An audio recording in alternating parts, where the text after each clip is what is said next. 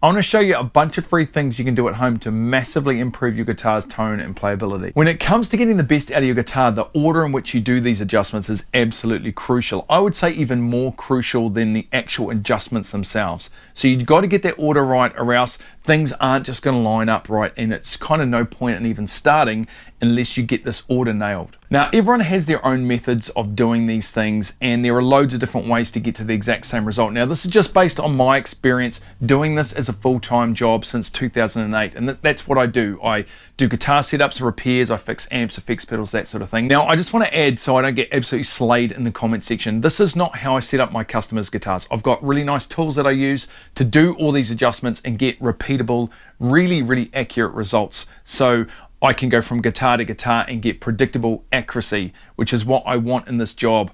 But if you're at home and you don't have a lot of these tools, then this is a great way to get your guitar playing way better. I really love doing setup work, and what a lot of musicians don't realize is that even a very cheap guitar can be made to play as good as any expensive guitar. Like, the transformation can be really amazing. In saying that though, there's still a bunch of reasons why you should pay extra for a really great quality instrument, but if it's just playability you're after, any guitar can be made to play great. Okay, so let's get into these adjustments.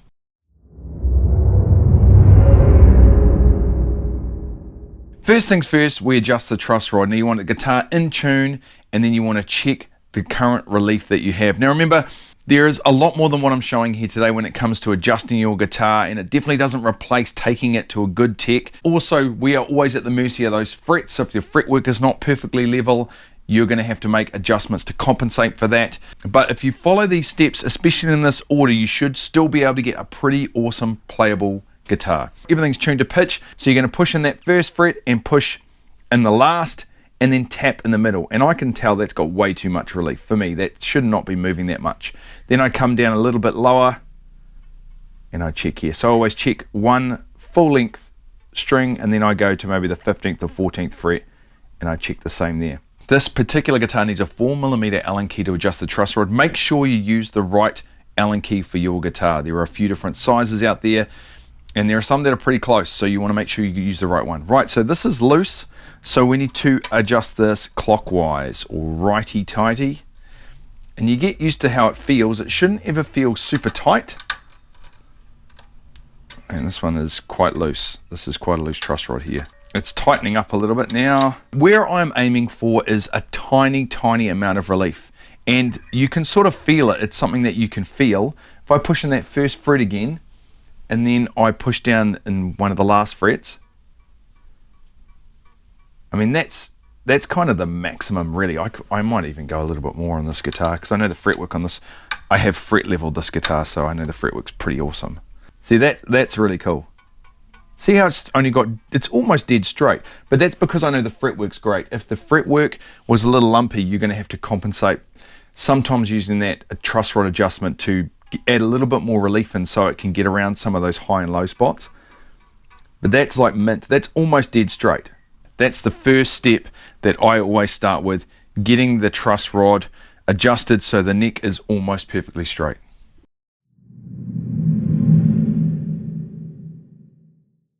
Okay, so next, and I feel like one of the most crucial parts to a good setup, is getting the nut cut correctly. If it's not cut properly, the whole guitar just feels clunky. What a lot of people think is, as soon as you fret a note, the nut is now out of the equation, but it's actually responsible for how the guitar feels while you're playing it. Not a lot of people think about the action on the other side of the fretted note. So you can actually have quite a high action down at the saddle end, but if the nut is cut right, the whole guitar will still feel nice and cohesive to play. So getting the nut cut really well is very important. Now, I would absolutely recommend nut files. Obviously, I use nut files.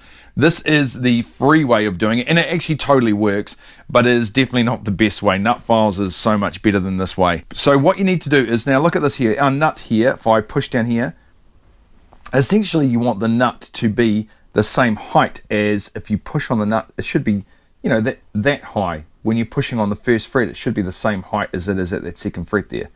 But we've got a pretty, it's not horrendous, but that's high. I would say that's high. So you've got to loosen that string off and pop that out, pop that string out. And the tool that you can use, this is one of the ways, there's a few, is an offcut of that same gauge string. Now what you need to do first is you need to put a little bit of pencil in that slot, and then you have to angle the string down on a bit of a down angle like this, and then you just cut. You just start moving it back and forward, and it starts to sort of cut through. It takes a bit of time. Like, it's not something you'd want to do if you're in a rush. And once you've taken that pencil off so you can see that it's all the way to the front side of that slot, then you want to flatten this out.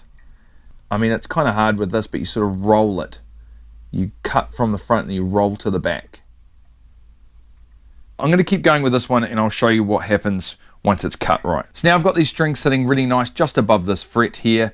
As you can see, there's just a little bit of space between the string and that fret. Now, you don't want to go too low, or else you're going to run into problems with wear and tear. Like, this nut's obviously going to wear over time. You don't want to go crazy low, but not as high as what it was. It would definitely have made that feel a little clunky. And, you know, in most cases, a lot of factory guitars are set a lot higher than that even. So that is how I would cut the nut. But if you can, definitely use nut files. I mean, there is that trick where you can wrap the string in a bit of like 400 grit sandpaper, especially those thinner ones. I've seen some people use the D string for the last 3. Apparently that works. I've never tried that before. I mean, honestly, I just use nut files, but this is free stuff, right?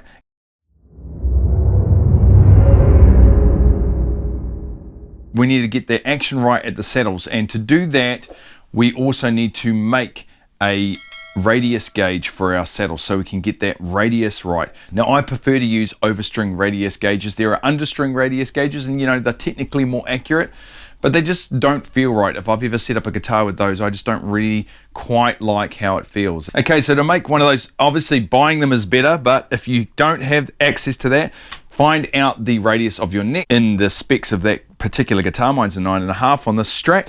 Okay, so you need to get some cardboard. The sort of non-corrugated, kind of thin, stiff type is what you're after here.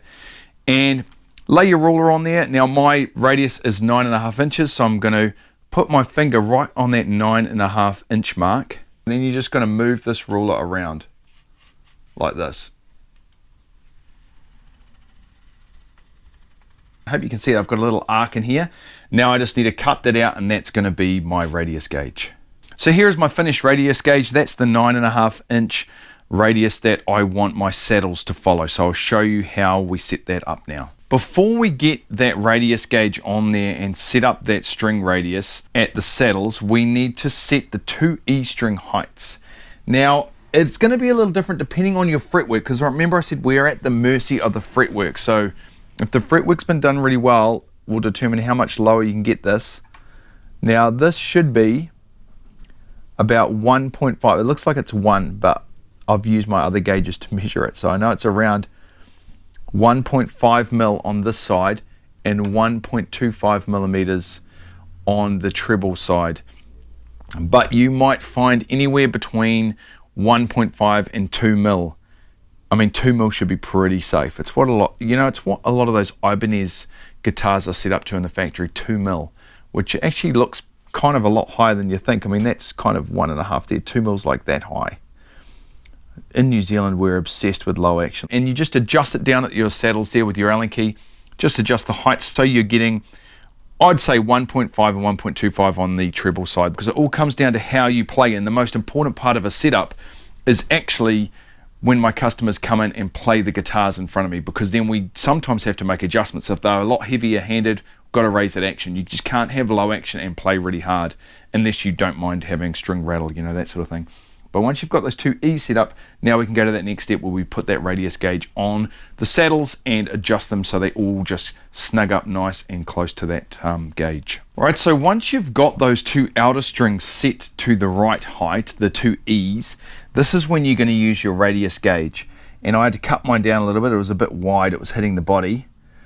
But you just sit it on top of the strings. Now remember, I prefer these overstring radius gauges opposed to understring. And you just look through, it should be sitting on those 2 outer E's nicely, and every other string should be just coming up to touch. But I can see the D and the B string from here. The camera's a little bit obstructing my view, is in my way. So you need to get the right Allen key and adjust the saddle up until it touches it. Normally I just keep it on. Like this one. Cool. And remember, we are dealing with cardboard here. This is not, my actual gauges are obviously steel gauges. But this, I measured this against my actual gauge, is actually pretty accurate. Definitely a good way of getting this radius. Okay, that to me looks fine. So maybe a little bit more on this D actually. Get this one up. Okay, there we go. So that is now radiused across. That wasn't actually too bad. Often you'll find they're actually pretty flat. But that there is saying to me that that is now a 9.5 inch radius over those strings there. So that should be feeling a lot nicer to play. It really comes down to how it sort of feels when you're playing it.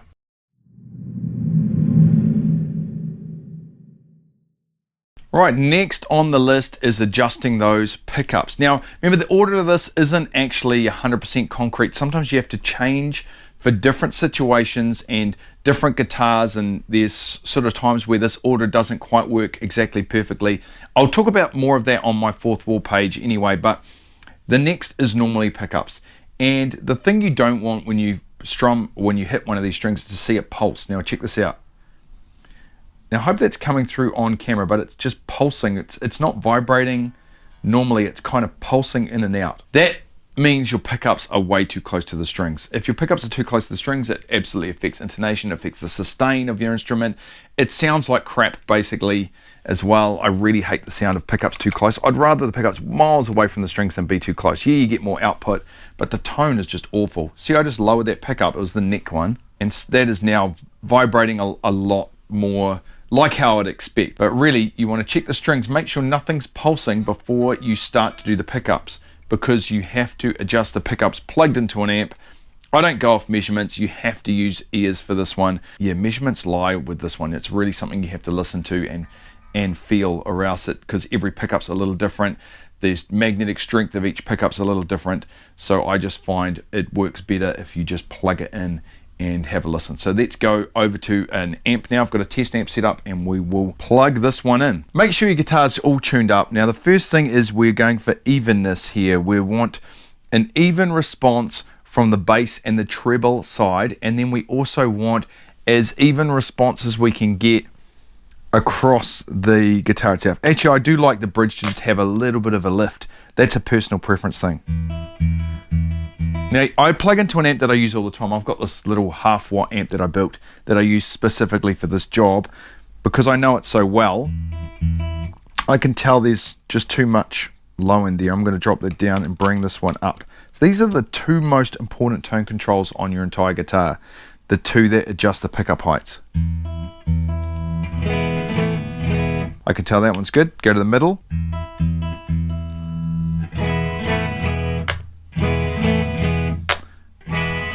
See, the bridge is way too quiet. I'm going to bring that up as best I can without creating that same vibrating string issue.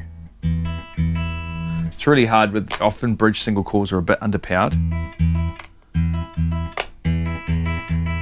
It's not too bad there. I'd be a bit worried about, maybe I'll go a touch higher and see what happens. But it really has to sound nice. It can't sound...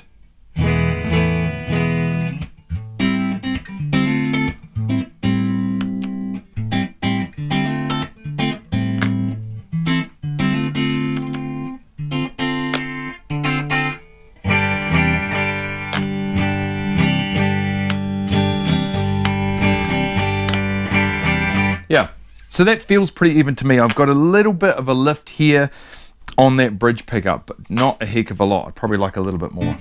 But that, to me, feels like... I mean, it'd be hard to hear on the camera, but if you're in the room, you could hear it's quite even across all 6 strings. There's no string that's really sticking out as being louder. Cool, so that's the pickups done. Now let's move on to the next step.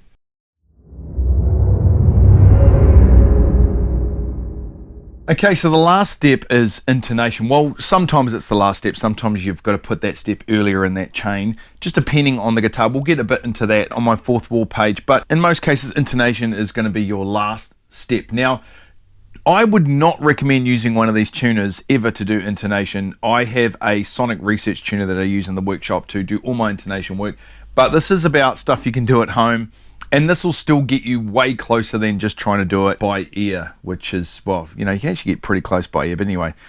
Right, we're going to tune your guitar up. You're going to play, I'm just going to work on the open string here. Now, you always want to be in playing position when you're intonating your guitar. Don't do it on the bench. Everything will be a little bit sharp and you'll get inconsistent readings. You have to just be how you're playing it. Also, you don't want to brace it. You don't want to be pulling it against yourself, which a lot of players do when they play. They pull their guitars sort of into their bodies, and that actually pulls everything a little sharp as well. We're going to do the open E. So I don't do the harmonic. I just play an open E, and then I fret the 12th fret. And I can see there that that is a bit sharp on that E. I can even hear it. So what we're going to do now is I'm going to make the string longer. There's loads of great videos on intonations. It's all pretty much the same. If it's sharp, you want to make the string longer. And if it's flat, you want to make that string shorter by moving that saddle forward or back. So we've got our open E. It's still a teeny bit sharp. So I'm going to make that saddle, I'm going to do it up to make the string longer. And that's good. And then I'll do somewhere down at the 5th. And that's good. It actually sounds good too. So I would say that string's intonated. Obviously, I'm going to mention it again because I know someone's going to hit me up in the comments that I'm using a clip-on tuner to intonate my guitar. But I use a strobe tuner in the workshop to do all my intonation work. I do not use a clip-on tuner. This is just for this video, for something that you can do at home, because you can actually get your guitar to be way more in tune just with something like this is a really cheap clip-on. These are like, I don't know, $30 here in New Zealand. I think we sell them here in the workshop, which is what, $1 in America. I don't know what the exchange rate's like at the moment. It's generally not great for us going over there. But that is the last step of this, intonating the guitar. Well, it's not the last step actually. That is almost the last step. There is one more step, and we will go and do that right now.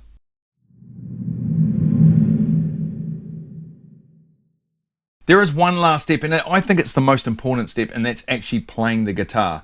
You can tell so much just by having a jam on it. Exactly what's going on, if it feels right. If something feels a bit clunky or a bit wrong, I would play through, you know, all your usual stuff. The stuff that, you know, you're kind of sick of hearing if you're a guitarist and you play a lot of the same things all the time.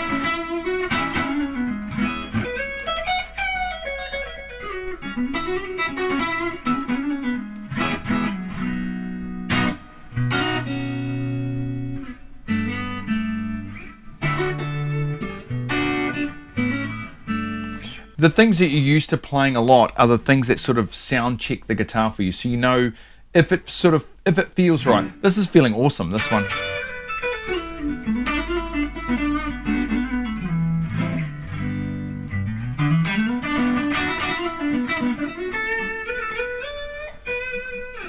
And that is pretty much the setup that I would go through if I was sort of on a desert island and I had nothing else apart from a bit of cardboard and a guitar, and I had to try to set a guitar up to make it play nice while I was hanging out. This is an awful metaphor, by the way. I just don't know where this one's going, but you get the idea. You get the idea.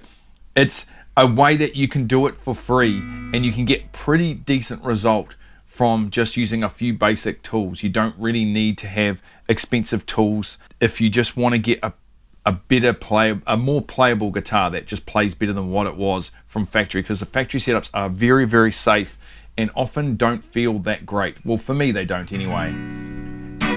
Now, at this point, I've probably worked on thousands of guitars. It is something I do every day, and I absolutely freaking love my job. It's pretty awesome that I get to do this every day. This sort of thing, after a while, becomes second nature. So there is a whole bunch of things that you end up doing that you don't even think about. You know, like any job, whatever job you do, and if you've done it for long enough, a lot of things just come really naturally after you've done it over and over and over again.